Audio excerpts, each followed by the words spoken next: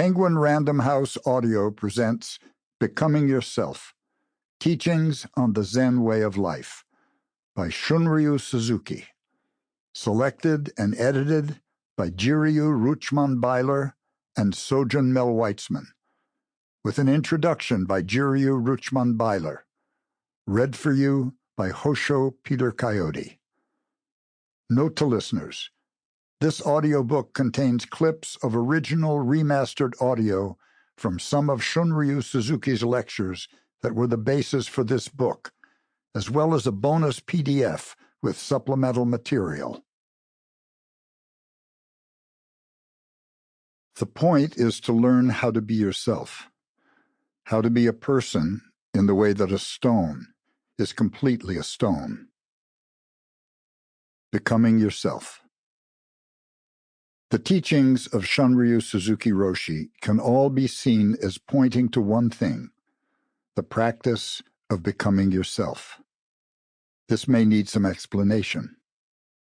It's easy to explain what Suzuki Roshi does not mean by it. He does not mean perfecting your self-image or cultivating a unique style to broadcast. He does not mean learning how to be who other people think you are, or even who you think you are or should be.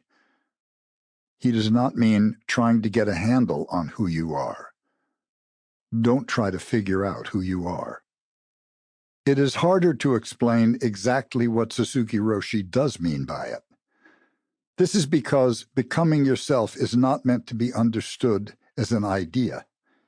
It is meant to be tried out as a way of being.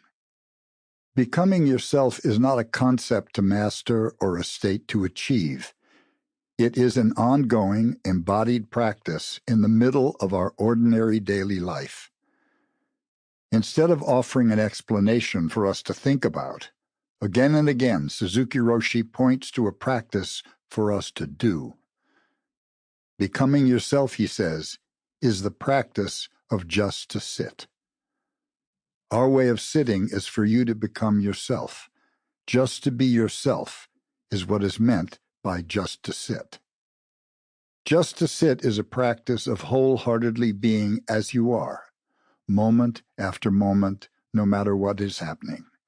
It is a practice of deeply connecting with how it feels to be alive in your surroundings and stepping forward in your life from that connection. Just to sit expresses a traditional meditation practice of sitting still and upright on a black cushion. But in its wider sense, it is simply about opening to your life wherever you are.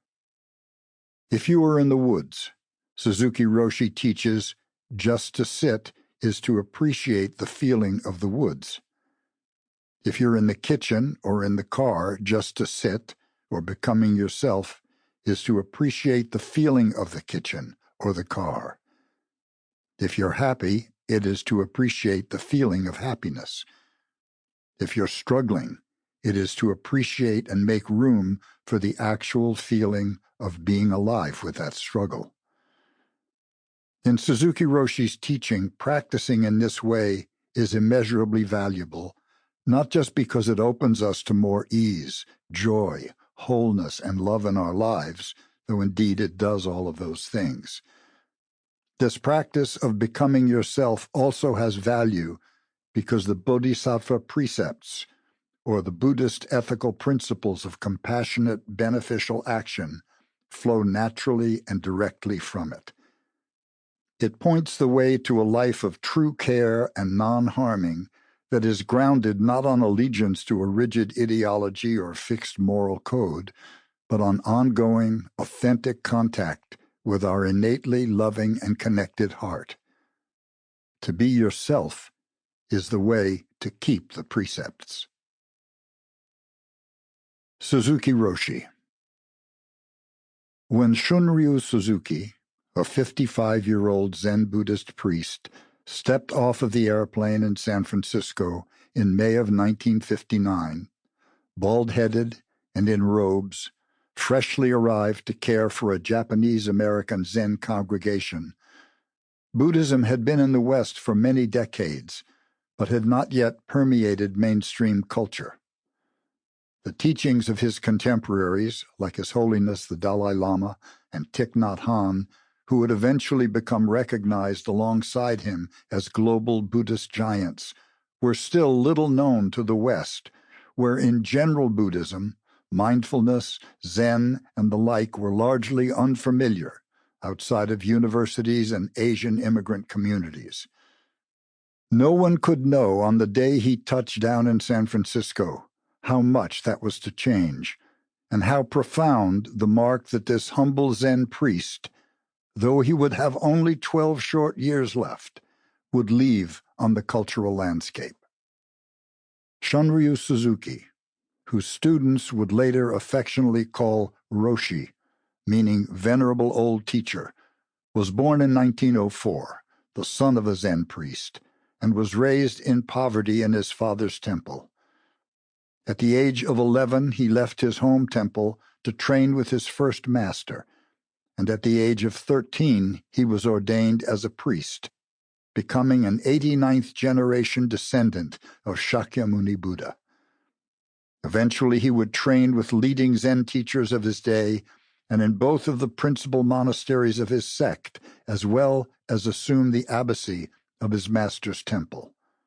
His whole life, start to finish, took place in the context of Buddhism and Zen meditation, and from a young age he formed an aspiration to bring the essence of that practice to the West. What I want to establish here is Buddhism in some pure form. He was driven by a profound love for people and a deep faith in the beauty and power of his Soto Zen tradition's simple core practice, zazen, or just to sit. He dreamed of bringing that ancient wisdom forward in a way that was rooted in the tradition, but not bound to it. A form open and flexible enough to be able to take root and thrive in the actual lives of ordinary people. At first, it was not clear whether Suzuki Roshi and the idealistic, energetic community that grew up around him in the 1960s at Sokoji Temple, San Francisco Zen Center, and Tassajara Zen Mountain Center would prove just another flash in the pan.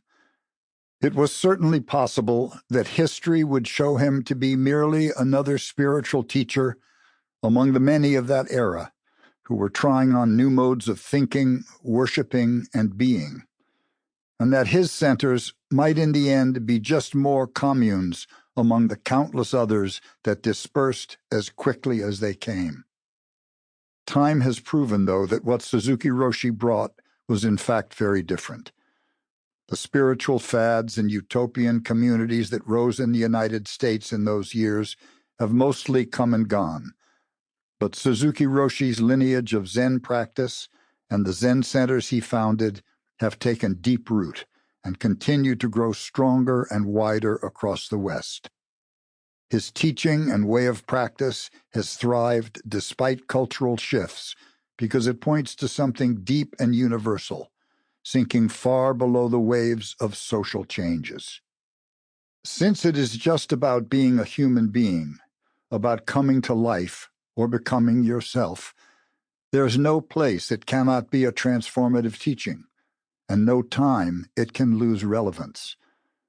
Suzuki Roshi did not just inspire a single generation of spiritual seekers, he successfully transplanted a living tradition and established a genuine and lasting form of Zen practice for the West, a new, seamless branch on a tree that spans continents and millennia. The story of this book. In 2018, the kind old Zen teacher Sojun Mel Weitzman Roshi, an early student of Suzuki Roshi, the abbot of 2 Zen centers and my own root teacher, invited me to work alongside him in editing a new book of Suzuki Roshi's talks. Over the course of his many decades of devotion to Suzuki Roshi and his teachings, Sojun Roshi had collected a pile of folders with what he felt were the brightest gems from the mountain of his teacher's words. This collection included photocopied transcripts covered with annotations, Berkeley Zen Center newsletter excerpts, Sample complete. Ready to continue?